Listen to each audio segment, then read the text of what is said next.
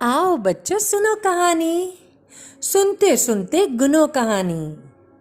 एक कहानी आम कहानी, करती कितने काम कहानी। कभी हंसाती कभी रुलाती, मिलती है बिन दाम कहानी। आओ बच्चों सुनो कहानी। नमस्कार दोस्तों, मेरा नाम दिया लखारा है। मैं राजसमंद राजस्थान से हूँ। मैं इनफैक्ट गायत्री सेवा संस्थान बालिका शिक्षा कार्यक्रम केंद्र इंदिरा कॉलोनी गिलून सेंटर में पढ़ती हूँ। मैं आपको एक कहानी सुनाने जा रही हूँ जिसका नाम है बहादुर बुल्ली। जंगल के बहुत अंदर एक छोटा सा गांव था। उस गांव के बहुत अंदर छोटी झोपड़ियों का एक टोला था। इन झोपड़ियों में कोंद आदिवासियों का एक परिवार रहता था। यह लोग जंगल की सभी चीज़ों को बहुत अच्छे से जानते थे। हर पगडंडी, हर एक विशाल साल और महुआ का वृक्ष, नेवले से लेकर के शेर के पंजों के निशान, जी हाँ, यह सब कुछ व और भी बहुत कुछ। बुल्ली मुंडी एक छोटी सी आदिवासी लड़की थी जो रोज़ सुबह जल्दी उठ जाती थी। पास की नदी में नहाने के बाद मांड्या जो बनाने में माँ का हाथ बटाती थी। मांड्या जो रागी और चावल का स्वादिष्ट दलिया होता है, बुल्ली मुंडी अपने कटोरे को चट कर जाती थी और फिर नदी में बर्तन धोने में माँ की मदद करती थी। दिन में दरवाजे पर साकल चढ़ा के सारी औरतें पास की पहाड़ी पर चढ़ जाती थी। जंगल के पास इस पहाड़ी से वे जलावन और शाम के खाने के लिए कंदमूल और फल इकट्ठे करती थी। लंबी पगडंडी की चढ़ाई खड़ी थी, पर बुल्ली मुंडी बड़ी ताकतवर लड़की थी, बंदरिया सी चंचल और खरगोश के जैसी फुर्तीली। इसी दौरान बुल्ली मुंडी के पिता और बड़े भाई गांव के अन्य नौजवानों के साथ जंगल में शिकार करने जाते थे। बाकी लोग खेत जोतने जाते थे। आपके जैसे मेरा नाक कान कब छिदेंगे और मैं कब अपने चेहरे पर काला रंग लगा सकूंगी? बुल्ली मुंडी ने माँ से एक दिन पूछा। वह उनके गुदनों और मोतियों से बने आभूषण देख रही थी। ओह बुल्ली, माँ ने लंबी सांस भरी। अभी तो बहुत समय है। तुम यह आभूषण तब पहनोगी जब तुम काफी बड़ी हो जाओगी, उससे पहले नहीं। और काली धारियाँ बनाने के लिए मैं तुम्हें अपना चेहरा सुइयों से बींधने नहीं दूंगी। बुल्ली मुंडी रूठ गई। बड़ा होना तो बहुत दूर की बात थी, पर अभी खेलने का समय था। छोटी बुल्ली ने इधर उधर नजर दौड़ाई। गर्मी का मौसम था, नदी नाले सूख रहे थे, पर आम के पेड़ फलों से लदे हुए थे, हरे, पीले, नारंगी और लाल। वह छोटी सी लड़की छठ एक पेड़ पर चढ़ गई और पत्तों के बीच डूबकर बैठ गई। उसने अपनी माँ को पुकार लगाई, आया, बताओ मैं किधर हूँ? बुल्ली मुंडी की माँ प्रेमशीला माँजी ने बेटी को ढूंढने का अभियान किया और वापस आवाज लगाई, अरे मुझे तो मेरी बेटी मिल नहीं रही। शायद पेड़ की प्रेत आत्मा उसे उठा ले गई। मुझे तो जानी ऊजा को बुलाना पड़ेगा जिससे कि वह मुझे वापस मिल जाए। प्रेत आत्माएं जो बच्चों को उठा ले जाती है और अपशकुन लाती है, उनसे सभी आदिवासी डरते थे।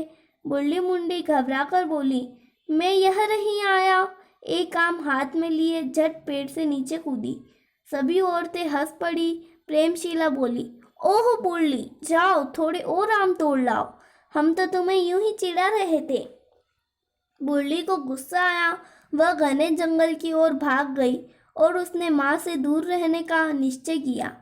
आया हमेशा मुझे प्रेत आत्माओं की कहानियों से डराती रहती है, भवे सिकोड़कर बुल्ली बुदबुदाई। जंगल घना और अंधेरा था। चिड़ियों की चहचहाट और बंदरों के खोखियाने की आवाज़ आ रही थी। बुल्ली बहादुरी से अकेली आगे बढ़ती जा रही थी। उसने सोचा, मेरे अब्बा रोज यहाँ शिकार करने आते हैं, पर वो मुझे क्यों कहते रहते हैं कि जंगल छोटी लड़कियों के लिए खेलने की जगह नहीं है। अचानक जंगल आवाज़ों से भर गया। चिड़ियों की चहचहाट और तेज हो गई। महुआ के पत्तों में से हरी हरी हुई हवा सरसराई। गिलहरियाँ डर के मारे किटकिट करने लगी और बंदरों ने पुकारते हुए खुद को पेड़ों की कटारों में छुपा लिया। क्या हुआ? बुल्ली ने हैरत से इधर उधर देखा।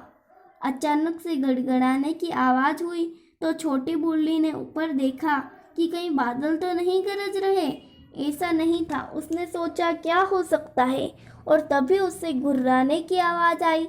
इस बार धोखा खाने की गुंजाइश नहीं थी।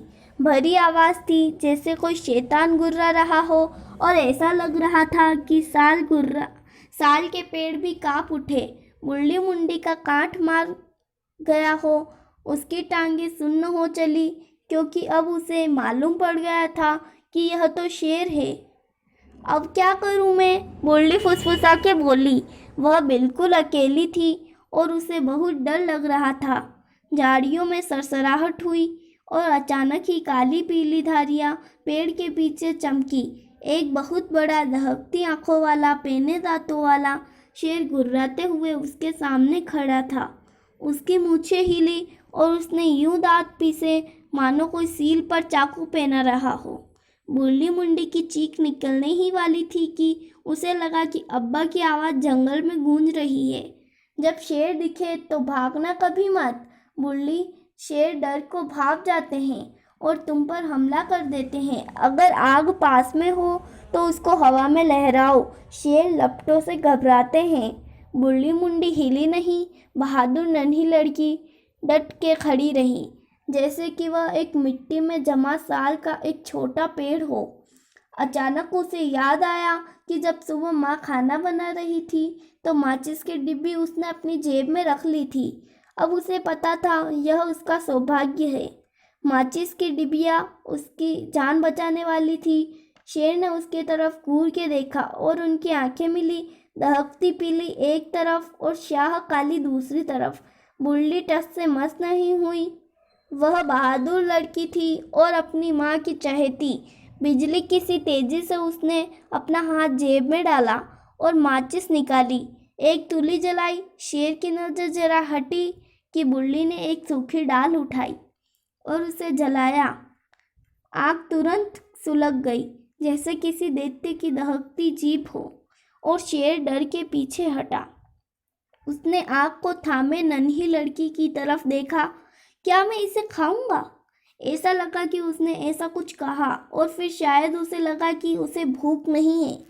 शायद उसने हाल में ही एक बंदर खाया था और उसके पेट में मरोड़ उठ रहा था। इस सिकिया सी लड़की को खा के क्यों जान आफत में डाले? उसने ऐसा सोचा और अपनी पूंछ फटकारी। एक बार हल्के से गुर्राया और परेशान सा पलट कर चला गया। जान बची तो लाखों पाए। बुल्ली ने लंबी सांस छोड़ी और गिरते पड़ते माँ के पास पहुंची। ओ आया, मुझे एक शेर मिला और उसने मुझे खाया नहीं। वह बदहवास थी। सारी औरतों ने एक दूसरे की तरफ देखा और हंस पड़ी। तुम तो इतनी मीठी सी प्यारी सी हो बुल्ली, शेर तुम्हें क्यों नहीं खाएगा? एक ने मजाक में कहा। बुल्ली ने सर खुजाया।